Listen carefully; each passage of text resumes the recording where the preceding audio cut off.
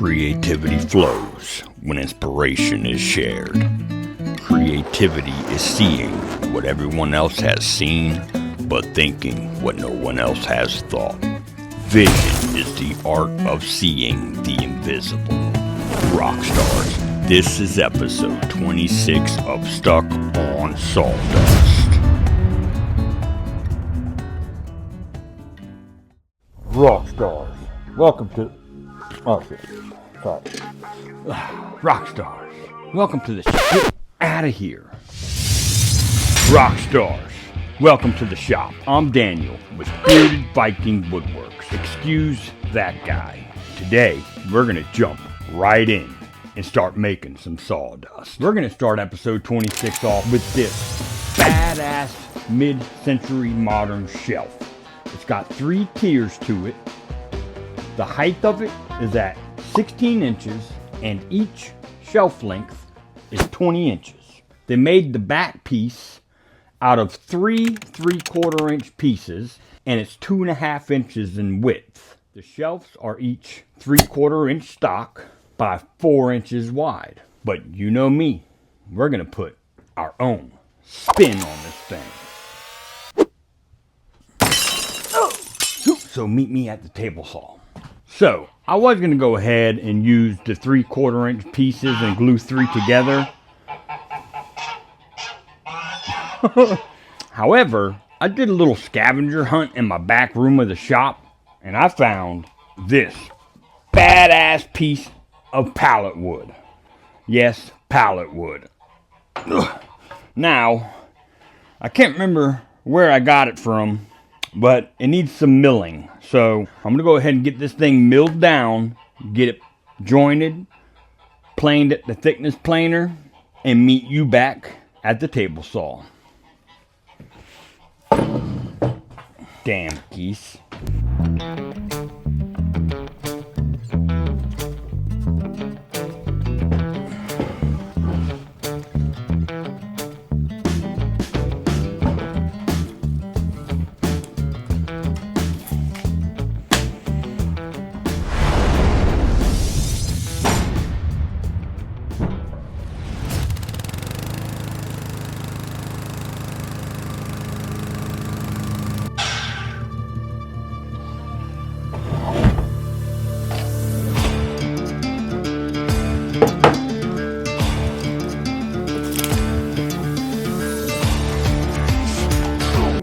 Lordy.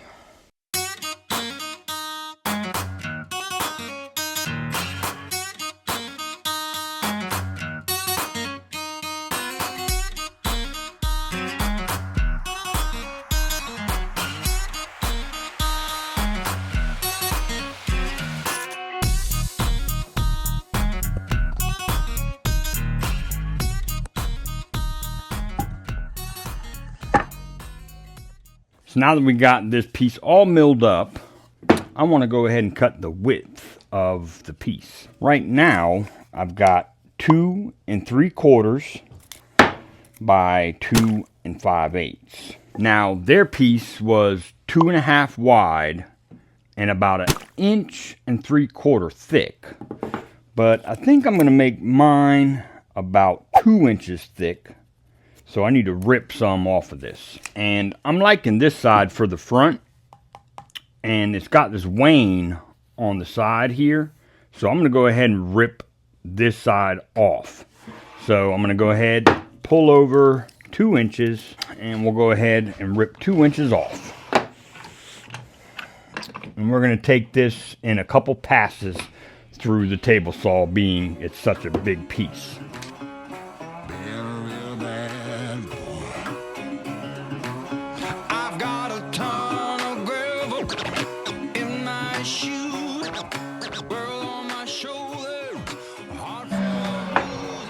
Now, over here at the miter saw, we just need to go ahead and square up this end right here. It doesn't matter which end. And I'm going to make mine 20 inches tall and switch it up just a bit.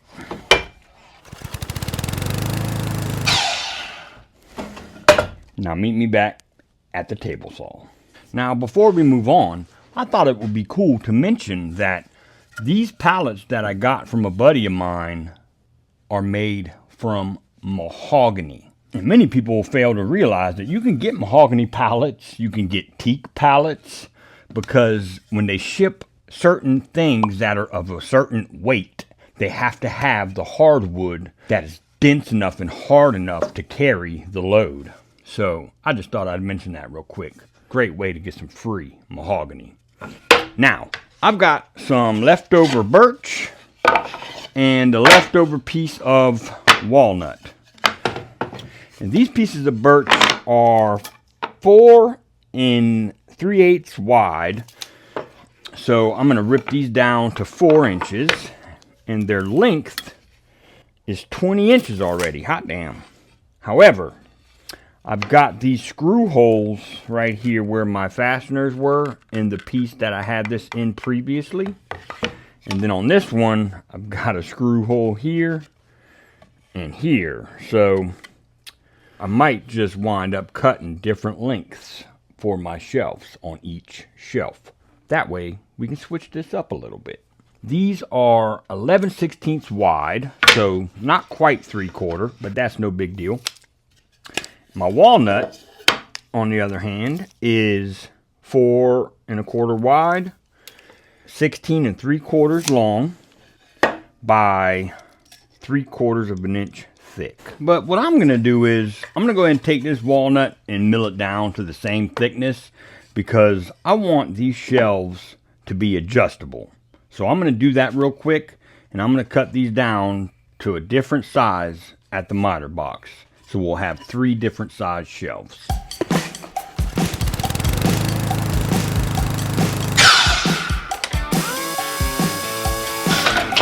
Alright gang, so here's what I did. So we've got a piece of birch cut at 8 inches. I've got one at 10 1/2. This piece I left long at 18 1/2. And then I got this piece of walnut and I cut it down to 14 1/2. That way we can switch out shelves. If they want the walnut shelf, we can keep the walnut in there, or we can pop it out and swap it for one of these shelves. So more options, the better. So now we want to figure out our layout for where to install the shelves on our backer. So I'm going to pull down 2 1/4 on the top as well as the bottom. Let's measure in between there, and we have 15 3/8. So the center will be 7 5/8. And our thickness got milled down to 11/16.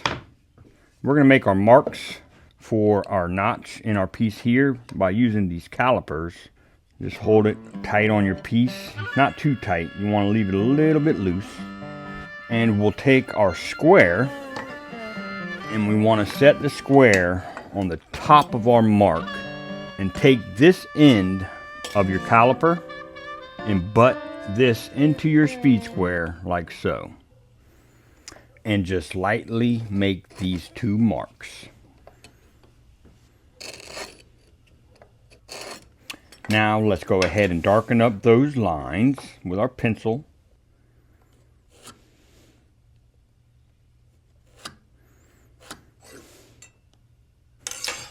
And that will be the width of our notch. And we'll take the same steps on the other notch.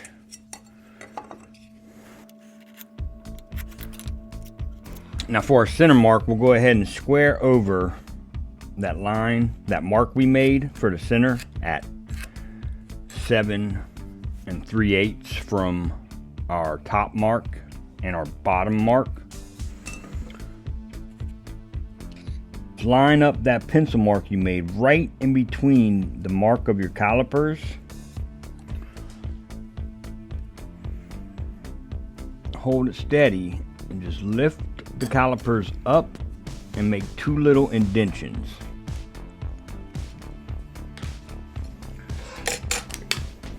And you don't have to have a marking knife, but a marking knife would be much more precise. and just line it up in those indentation marks you just made and square it on over. Take your pencil and darken up those lines. And there's your 3 notches. Now we need to transfer these marks over to each side of our backer, because what we're going to do is carry our notch from the front over to each side. Our notch depth is going to be a 1/2 inch. So let's go ahead and make these cuts. And go ahead and get yourself 2 stop blocks set up.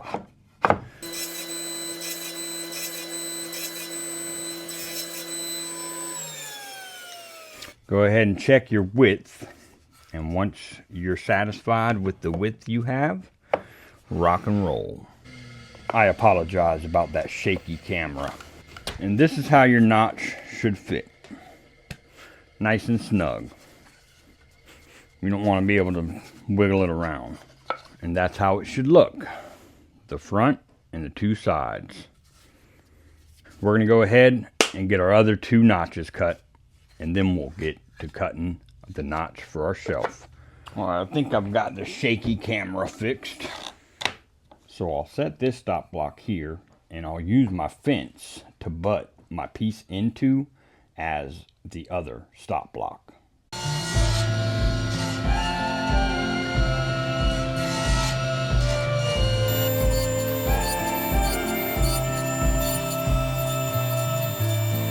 All right, we're gonna finish up this last notch here, and I'll meet you back here at the table saw to go ahead and get our shelves notched out. All right, guys, so you don't have to have any particular layout for your notch. You could set it way over here, on either piece. It does not matter. On this piece, on my pieces of birch that I've got milled down, I'm gonna just center each shelf. And then we'll play around with the placement that we want once we get our notches cut. So it's going to be a little tricky to mark these out. So what you want to do is flip your piece over, get your pieces back in the notches.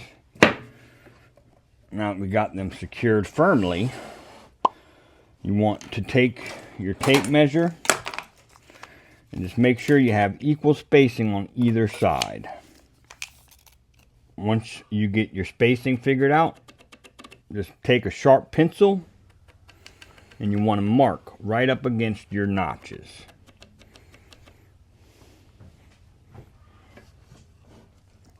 And then move on to the next piece.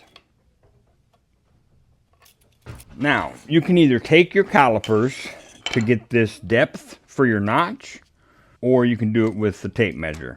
I'm going to use my calipers and just come right inside of my notch here and close my calipers right on that notch. Just like so.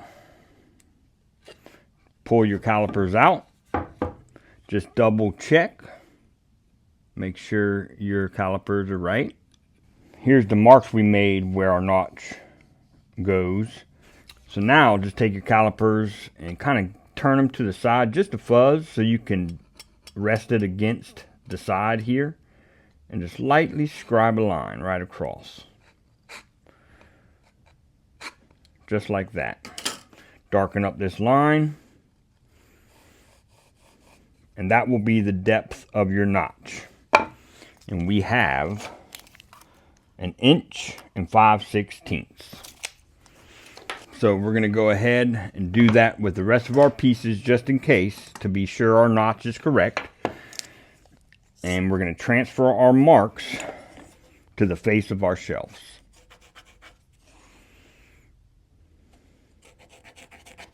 So this will be what's coming out.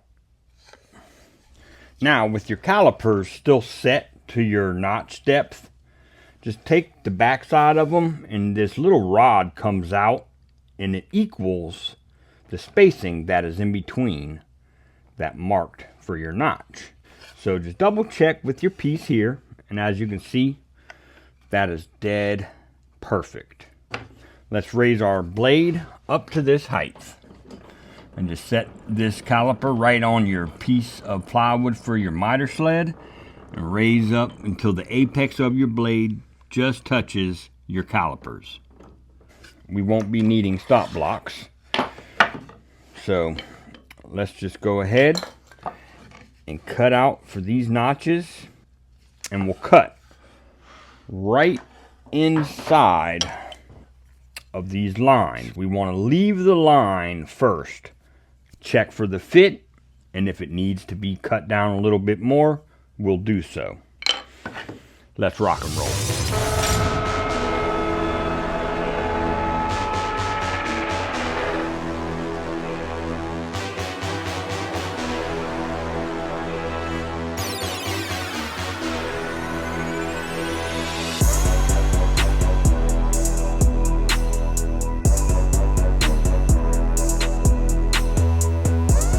And that's how your piece should look. Just like that. Perfect.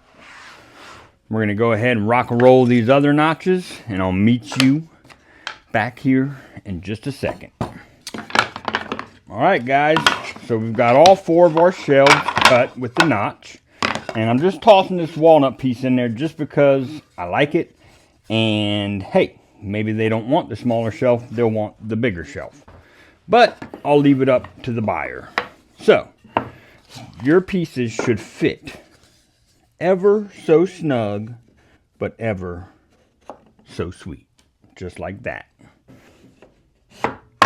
Oh yes. That, my friends, is badass. So, now that we've got all of our pieces cut and our shelf notched out, it's time to route out for our keyhole mounting hardware. And basically it's just 2 screws that are going to be in a stud, and we're going to route out a keyhole slot in the back of our backer. So meet me at the router table. Alright guys, so I've got my piece here, and I've got the key slot bit in my router table. I've got my fence to where I'm center of my piece, and I'm going to start the slot hole right here at the notch on the top, and then one more right here at this notch at the bottom, and we'll go in the same direction. I'm going to be plunging it right into my piece, and then taking and pushing 1 inch away from myself, stopping it, backing it back out, and taking it out, and then I'll move my piece forward, plunge it once again into my piece, and push 1 more inch ahead. And I've made some marks on my router table just to help me reference where I need to plunge at and where I need to stop for each cut that I make. And I've got the height of my router bit set for 3/8, and I think that's going to work out perfectly for the setup that I have. So let's go ahead and make these key slots.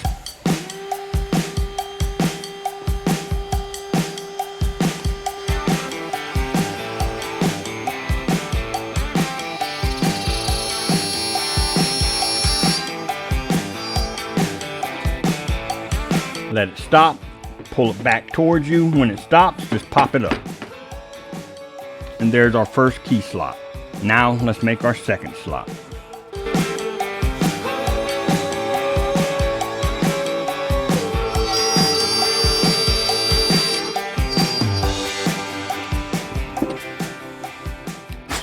And there's our second slot. Now, to get your slots transferred over to the wall that you want to hang it on, you want to go ahead and take some blue tape or green tape and just spread it across your whole piece like so. Then take and cut the tape flush with the bottom, and then cut the tape flush at the top.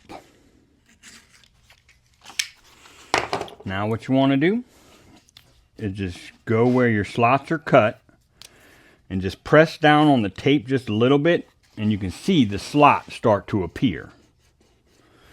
Once you find your slots, just take the circle and mark out where that circle starts. Now, let's head over to the wall. Preferably, you're going to want to hit a stud with your screws that you're going to use for hanging this. So, we'll take the piece of tape off of our backer. And once you get your marks laid out on the wall where you want it, just go ahead and take your tape and stick it to the wall. Just like so. Let's go ahead and pre-drill right in the center of our holes on our tape. And I'm just going to use some 2-inch T20 screws. So you want your screws to stick out about 1/4 inch from the wall. Line up your backer with your slot holes and your screws. Slide it down. That, my friends, is bad ass. And now just take your shelves and set them in the layout of your desire.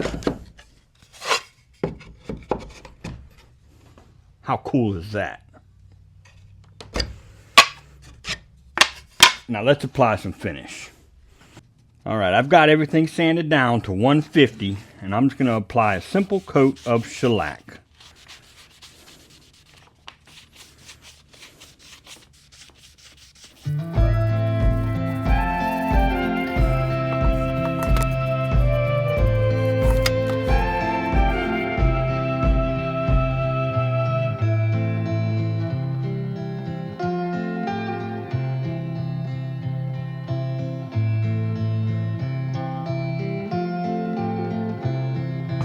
Wow, rock stars, I've had an absolute blast building this piece and making this video.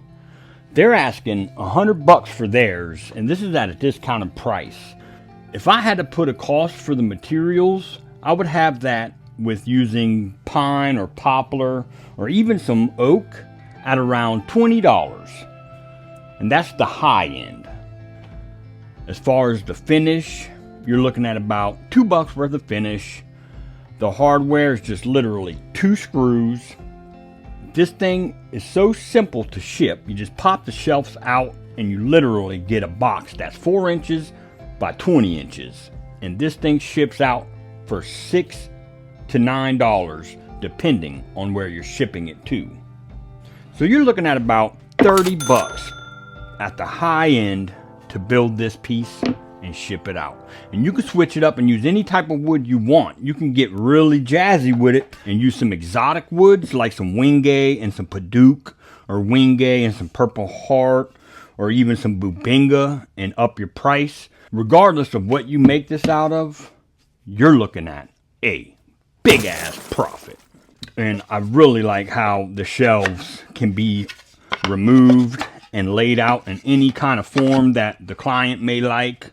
Pop it out and you can put another one in. And these things are sturdy. I mean, they're not going anywhere. And this is my new favorite mounting process. Key slots and a couple of T20 screws is perfect for a project like this. Rock stars, before we go, I wanted to share a couple of projects that some of my members sent me, and they're impressive, so check these out. So I've got 3 of my members that have sent me some photos of their recent work, and I'm going to start off with Conrad. He's one of my chat moderators when I go live. Great guy. Check out this badass wine holder system he's got. Absolutely insane. I love the honeycomb style. This guy is the real deal. And he just surprised me the other day and sent me a photo of the box I did in a recent video for Valentine's Day. And his version is spot on and absolutely stunning. You can find Conrad at Conrad Wheeler 68. Check this guy out. Next up, I've got my member Tyler, who sent me some photos of some work he did. And he's got this table and this badass shelf he built. And he's got his youngins in the photo above, but golly, what some cute kids they are. Good job, Tyler. You can find Tyler at Tyler Henry 3665 on YouTube. What a great guy. Then we've got my boy Sean, who sent me a photo of some of these cutting boards and some serving trays he did. Man, I'm telling you, this guy is for real. Check him out at House of Fire 72 and show him some love. Good job, man. Good work, Sean. I absolutely love it. If you're a member and you've sent me some photos and I haven't yet showed them in a video, just send me a reminder because I've got a lot of members that are sending me emails every day. Thanks, guys. Todd, I got you coming soon. Rock stars, I really hope y'all enjoyed this video. I had an absolute blast making it. If you're not a member, consider becoming a member. There's 3 levels you can choose from and you can cancel at any time. But I want to share some of your projects and share my experience with you guys on a one-on-one basis. So becoming a member helps me do that. Until next time, this is Bearded Viking Woodworks, and I have been Daniel. Get in your shop and make some sawdust. Thanks, guys.